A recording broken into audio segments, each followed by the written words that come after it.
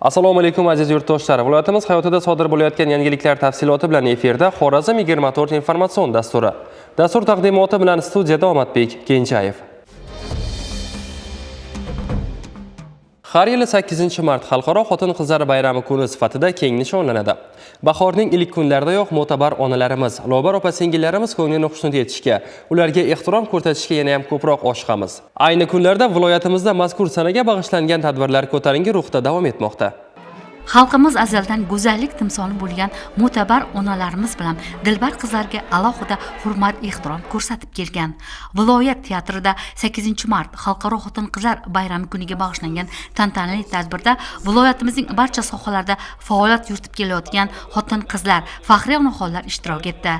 Tadbirda viloyat hokimi Jo'rabek Rahimov viloyatimizning ijtimoiy-iqtisodiy rivojlanishiga munosib hissa qo'shib kelayotgan xotin-qizlarni erishgan muvaffaqiyatlarini e'tirof etib, ularni bayram bilan qutladi. Qo'lga kiritilayotgan barcha yutuq va marralar, ulkan bunyodkorlik va islohotlar muvaffaqiyatida sizlarning alohida hissangiz bor albatta, deya ta'kidladi viloyat rahbari. Shuni qayd qilish kerakki, bugungi kunda viloyatimizda xotin-qizlarning boshqaruv sohasidagi ulushi 32%, ga, tadbirkorlikda esa 35% ga yetdi. Yuksak salohiyatli, faol va tashabbuskor ayollarimizdan 650 nafarga yaqini davlat va jamoat tashkilotlarida rahbarlik lavozimlarida ishlamoqda. Mahalliy kengashlar deputatlarining 159 nafar xotin-qizlardan iborat.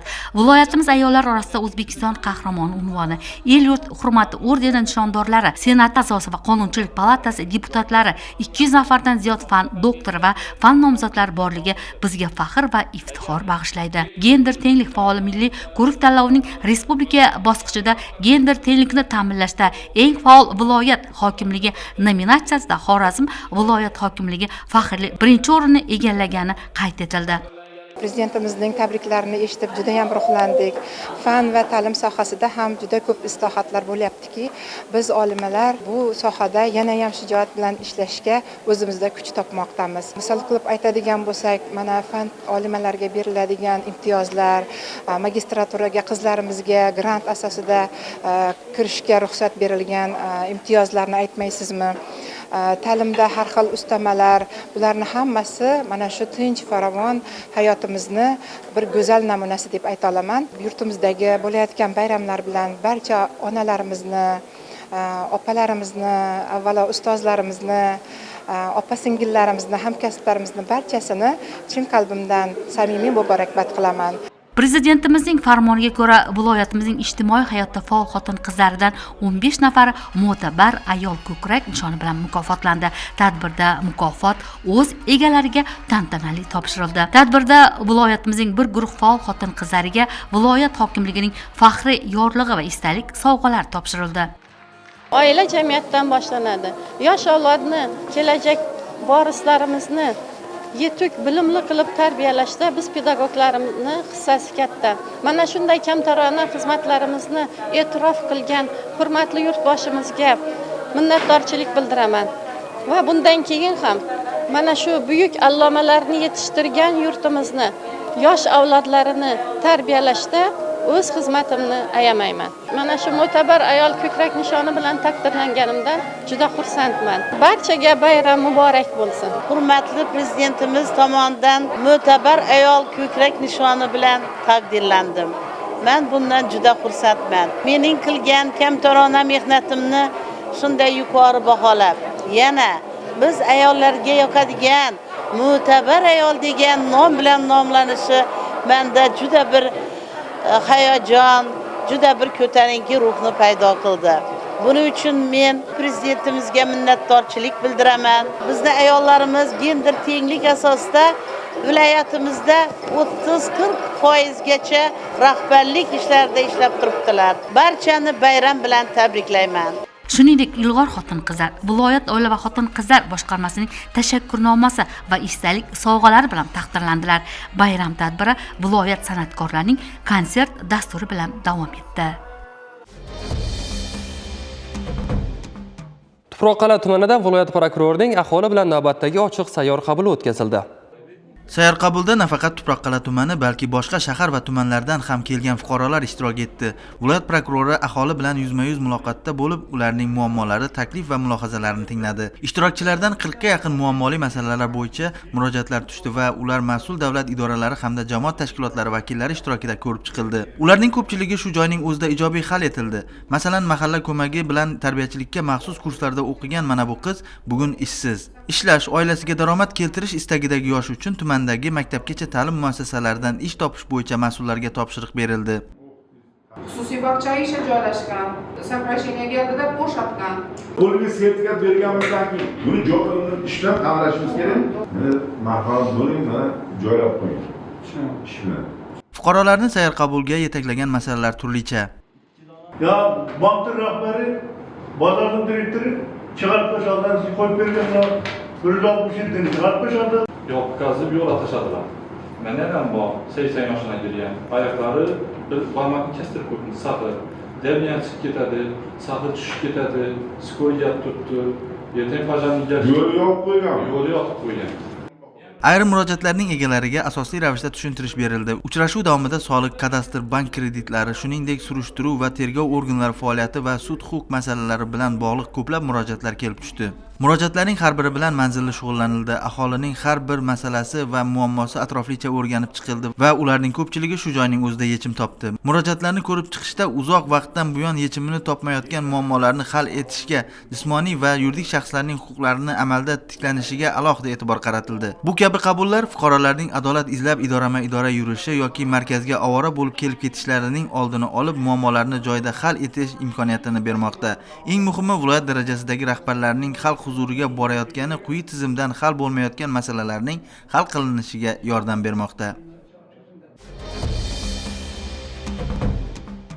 Huquqbuzarliklar profilaktikasi kuni doirasida Shovot tumanining Qo'shko'pir mahallasida kompleks tadbirlar tashkil etildi. Hozir shu haqda. Kompleks tadbirlar ertalabki saf ko'rigidan boshlandi. Unda viloyatdagi huquqni muhofaza qiluvchi organlar vakillari bir kunlik ish rejasi va profilaktik tadbirlarni muhokama qilib oldilar. Shundan so'ng ishtirokchilar mahallaning barcha yosh toifasidagi aholi vakillari uchun tashkil qilingan profilaktik tadbirlarni amalga oshirishga kirishdilar. Sog'lom hayot uchun 10 ming qadam aksiyasi doirasida start olgan yurish marafoni mahallada joylashgan 10-sonli umumta'lim maktabigacha davom etdi. Ushbu aksiya orqali nafaqat yoshlar, balki yoshi ulug' insonlar ham piyoda yurishning afzalliklarini anglab yetdilar. Shuningdek, ta'lim maskanida stol tennisi, shaxmat shashka, milliy kurash hamda boshqa sport turlari bo'yicha musobaqalar tashkil etildi. Bundan 3 yil oldin faoliyat boshlagan boks seksiyasi faoliyati ushbu sport turiga qiziqqan yoshlarning jismoniy mahoratini oshirishga xizmat qilib kelmoqda. Bu yerda iqtidorli sport murabbiyi Bahrom Rajabovning shogirdlari yuqori natijalarni qo'lga kiritayotgani e'tirof etildi. Hozirgi kunda boks ko'rishimizda 40 yaqin bolalar qatnashadi. Ularning arasında O'zbekiston sovrindorlari bor, viloyat chempionlari bor. Urganch shahrida bo'lib o'tgan O'zbekiston kubogida Eshboyeva Sara qizimiz O'zbekiston kubogida 3-o'rin oldi. Bronza medal sohibi bo'ldi. Hozirda yana O'zbekiston terma komandasi a'zosi bo'ldi. Dubay shahrida bo'lib o'tgan Osiyo chempionatida Baltaboy Anvar shogirdimiz 3-o'rin oldi. Bronza medalli ega chiqdi. Hozir terma komandasi a'zosi xalqaro musobaqalarda qatnashib o'tdi. Tadbir davomida sport musobaqalarida yaxshi natijalar ko'rsatib, g'olib va sovrindorlar qatoriga kirgan yoshlar tashkilotchilarning diplom va esdalik sovg'alari bilan taqdirlandi. Maktabimizning mahalla ota-onalar bilan hamkorligi juda yaxshi yo'lga qo'yilgan. Masalan, o'quvchilar davomatini tashkil qilishda mahalla oqsoqollari, yoshlar yetakchilari bilan birgalikda faoliyat yuritib kelyapmiz. Bugungi kabi tadbirlar mahalladagi yoshlar, o'quvchilar bo'sh vaqtini mazmunli o'tkazishga katta yordam beradi. Mahallalar kesimida ijtimoiy profilaktika ta'siriga tushib qolgan 14 toifadagi shaxslar, shuningdek profilaktika, probatsiya, ma'muriy nazoratda turuvchilar hamda 7 ta toifadagi otaliqqa olingan yoshlar, uzoq muddatga ketib xorijdan qaytganlar, huquqiy yordamga muhtojlarning aniq ro'yxati shakllantirilib, ular bilan profilaktik suhbatlar olib borildi. Qonunchilikdagi o'zgarishlar, huquq va burchlari batafsil tushuntirildi. Tadbirlar doirasida katta avlod vakillarining hayot tajribasini yoshlarga singdirish maqsadida 3 avlod uchrashuvi ham o'tkazildi. Yashil energiya resurslari, tabiiy gaz, elektr energiyasidan foydalanishda tejamkor texnologiyalar bo'yicha ko'rgazmalar, madaniy-ma'rifiy uchrashuvlar tashkil qilindi. tijorat banklari tomonidan mahalla hokim yordamchilari bilan hamkorlikda olib borilayotgan ishlar, amalga oshirilayotgan mikro loyihalar, imtiyozli va boshqa tijorat kreditlarini berish tartibi bo'yicha ko'rgazmali taqdimot ham o'tkazildi. Shu bilan birga bepul tibbiy ko'rik jarayonlarida 200 nafardan ortiq fuqarolar chuqurlashtirilgan tibbiy ko'rikdan o'tkazildi. Mobil poliklinika, EKG, UZI kabi tibbiy uskunalar fuqarolar xizmatida bo'ldi. Salomatlik stolida inson qanday mahsulotlarni iste'mol qilishi va iste'mol qilmasligi tushuntirildi. Aholi vakillari o'tkazilgan tibbiy ko'rikdan mamnun bo'lishdi. Bari bir shavatga urgancha borisha yağdaylarımız yo'q. Ming tangyanlik olsin, shu yoqlardan kelib yine hammani ko'rikdan o'tkazib turibdi. Shifokorlarimizga rahmat. Hozir UZIga tushdim. Bağrımda azgana qatışıq var ekan, şuna məsləhət berdi. Dori dermanlarını yazıb berdi. Özümü sağlığım üçün kelib shu yerda hamma vaqt tekshirinib yuraman. Tadbir davomida Qongli mahallasida o'z tomorqasidan yaxshi daromad olib, o'zini o'zi band qilgan fuqarolarning faoliyati o'rganildi. Quvonchbek Sobirov uzoq yillar xorijda mehnat qilib, chet elda daromad olib kelardi. U o'zining dala tomorqasidan unumli foydalanish, parranda boqish va boshqa yo'nalishlarda yetarli daromad olishga erishgan bo'lsa, ushbu mahallada yashovchi Shokirjon Yo'ldoshev ham imtiyozli kredit orqali issiqxona tashkil etib, ko'chatchilik bilan shug'ullanib kelmoqda. Uning tomorqasida mavjud 2 ta issiqxonada 4 nafar oila a'zosining bandligi ta'minlangan. Issiqxonamizda yana to'rtdo'stlar hamma yetishtirib o'tiribmiz.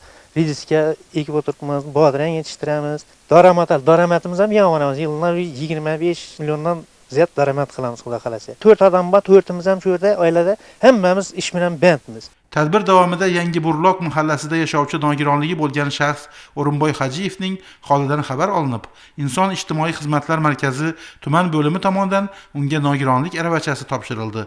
Ushbu kompleks tadbirlarni o'tkazishdan maqsad jismoniy va ma'naviy barkamol avlodni tarbiyalash, jamiyatni sog'lomlashtirishdek umummilliy vazifani amalga oshirishdan iborat. Bugun sud va tergov organlari o'zlari tomonidan tayinlangan ekspertizalarning ishonchli va qisqa muddatlarda bajarilishi bilan birga ortiqcha ovoragarchilik va ortiqcha sarf-xarajatlarsiz ekspert xulosasini olish imkoni bor. Respublika sud tibbiy ekspertiza ilmiy-amaliy markazi Xorazm filiali faoliyati ham shu o'rinda alohida ahamiyatga ega. Filialga Tatariston Respublikasi Sog'liqni saqlash vazirligi sud tibbiy ekspertiza byurosi boshlig'i boshchiligida kelgan bir guruh mutaxassislar bilan bu borada tajriba almashildi. Ikki davlat soha vakillarining uchrashuvi muhim kelishuv bilan yakunlandi. Hozir shu haqda. Dastlab mehmon hamda Toshkent tibbiyot akademiyasi Urganch filiali talabalari filial faoliyati bilan tanishdi. Sohaga oid yangiliklar, shuningdek, yangi zamonaviy uskunalar bilan ishlash samaradorligi haqida ma'lumot berildi.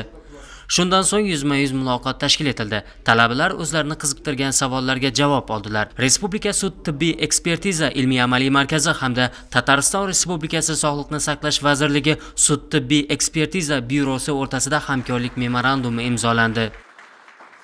Хотелось бы поблагодарить коллег судебных экспертов Узбекистана. Do'stona hurmat va o'zaro ishonch memorandumini imzoladik desam ham to'g'ri bo'ladi. Men fursatdan foydalanib, O'zbekiston sog'liqni saqlash tizimi rahbariyatiga minnatdorchilik bildiraman. Sud ekspertiza tizimidagi yangi hamkorlik albatta ishda qo'l keladi. Uslubiy ko'rsatmalar, zamonaviy texnologiyalar yordamida tajribani yanada oshirish mumkin bo'ladi. Har ikki tomon sud ekspertlari boy tajriba asosida hamkorlikka tayyormiz. Hamkorlik doirasida xalqaro konferensiyalar, simpoziumlar o'tkaziladi. Bu memorandum asosida ilmiy tadqiqotlar birgalikda amalga oshiramiz. Ushbu kelishuv va o'zaro hamkorlik ish sifatining yanada samarali bo'lishini ta'minlaydi. Jamiyatda faol, tashabbuskor bo'lgan ayollar har bir sohada fidokorona mehnatlari bilan hurmat, e'tibor topib, mamlakat rivojiga munosib hissa qo'shib kelmoqdalar. Turli sohalarda ilg'or va tashabbuskor bo'lgan, izlanishlari tufayli faol mehnat faoliyatini amalga oshirib, bugun ham o'zining boy tajribasi bilan amaliy yordam berib kelayotgan shijoatli ayollarimiz aslida biz uchun qadrli. Hozirgi lavhamiz ana shunday ayollar haqida. Ayolga ta'rif berilganida juda ko'p nisbatlar qo'llaniladi. Oqila, pazanda, uy bekalari bo'lgan ayollar farzand tarbiyasi, uy ro'zg'or yumushlarida oila boshlig'iga yelkadosh bo'ladilar. Undan tashqari turli korxona va tashkilotlarda ishlab, jamiyatga ham naf keltirishadi. Malohat Jumaniyozova ham 6 yildan beri tekstil korxonasida ishlaydi. Ish faoliyatim shu uyda bichish tikishdan boshlaganman. Ko'ylak, pardalarni buyurtma orqali tikaradim. So'ng shu tekstil ochilgandan keyin shera ishga qabul qildilar. Ish faoliyatimni tikuvchilikdan boshladim. Tikuvchilikdan shu master lavozimini ko'tarildik, ish faoliyatimiz yaxshi. Bu yerga ishga kirganimdan keyin katta jamoani a'zosi bo'ldim. Ish faoliyatimdan faxrlanaman. Oyliklarim vaqtida beriladi. Bu yerda ishlash faqat daromad emas, o'zlarimizni sevishni o'rgatdi. Jamoada, jamiyatda o'z o'rnimni topdim. Bundan faxrlanaman. Ayolning oila va jamiyatdagi o'rni albatta o'zining harakatiga, mehnatiga ham bog'liq. Shoira Vafoyeva oldin faqat uyda bola tarbiyasi bilan band bo'lgan. 2 nafar farzandim bor. Uy bekasi bo'lganman. Turmush o'rtog'im dehqonchilik bilan shug'ullanadi. 6 yil oldin shu korxona ish boshladi. Men shu korxonaga ishga keldim. Tikuvchi sifatida olinganman. 2,5 milliondan 4 milliongacha oylik olib turibmiz. Oilama yordam bo'lib turibdi. Ayni paytda bu korxonada 650 nafar ayol bandligi ta'minlangan. Ularning har biri ham ayol, ham ona sifatida o'z o'rniga ega. Qolaversa, bu ish jarayoni ularni jamiyatning faol a'zosiga aylantirgan. Xorazm ob-havoni kuzatish boshqarmasidan olingan ma'lumotga qaraganda, shu kecha kunduzda viloyatimizda ob-havo o'zgarib turadi. Yog'ingarchilik kutilmaydi. G'arb tomondan har soniyada 7-12 metr tezlikda shamol esadi. Viloyatimiz bo'yicha harorat kechasi 5 darajagacha iliq, kunduzi 10-15 daraja iliq bo'ladi. Urganch shahrida kechasi 1 daraja sovuq, 1 daraja iliq, kunduzi 8-10 daraja iliq bo'ladi. Hurmatli yurtdoshlar, yetkazmoqchi bo'lgan xabar va lavhalarimiz shulardan iborat edi. E'tiboringiz uchun tashakkur, xayr, salomat bo'ling.